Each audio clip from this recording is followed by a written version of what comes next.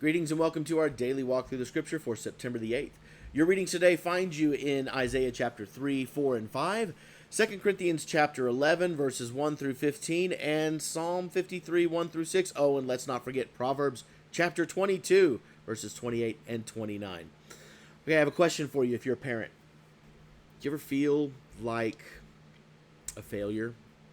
Do you ever feel like you have let your kids down, that you didn't do a good enough job? You see your kids make choices, you see your kids do things or fall into situations that you thought you had taught them better, and yet they still do it. And so as a parent, you look at it and go, man, I've just dropped the ball. Well, today, hopefully, this one will provide some comfort to you, because what if you are literally perfect? What if you do everything right?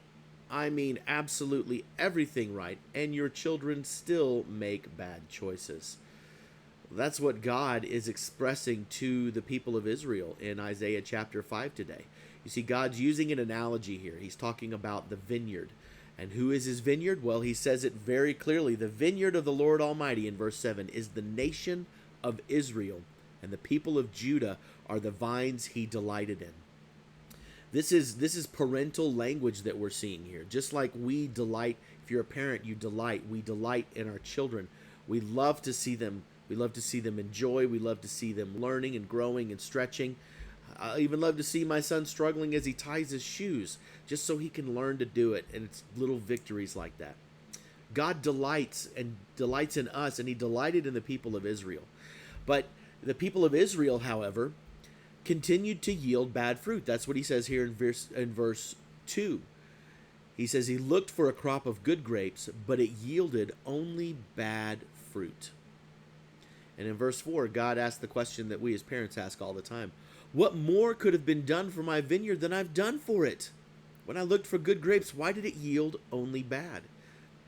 It's really easy for us as parents to blame ourselves for the choices of our kids, to take on responsibility. And I think it's okay to an extent. After all, we are the ones that are responsible for teaching them, and we're failed and flawed individuals. We're going to make mistakes, and we're going to miss things.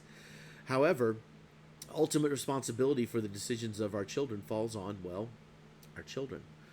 We each have our own point of decision to make, and we each have to choose whether we're going to take the path of righteousness, as it's called in Scripture, or the path of sinners.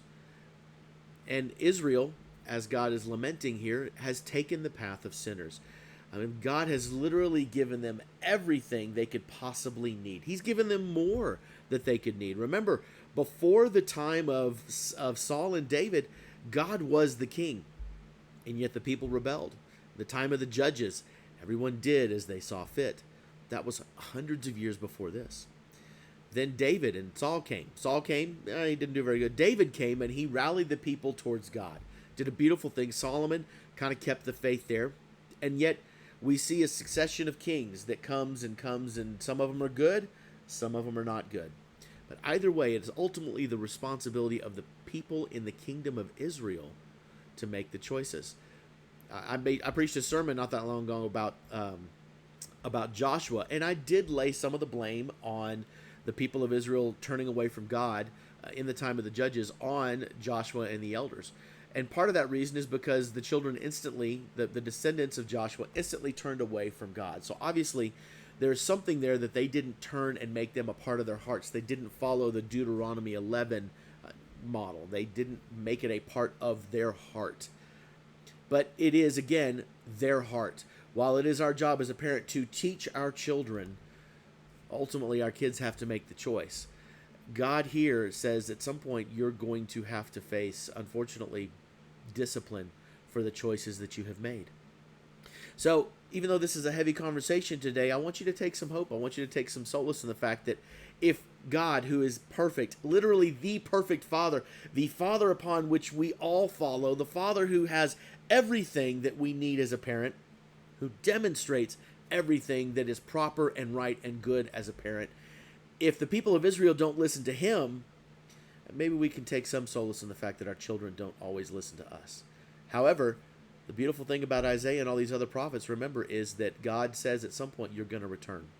we're going to cling to that hope as well as parents, that our children will come back to make the right choices, choices that honor God, especially if they're followers of Christ. Okay, that's it for today. We'll talk more next time.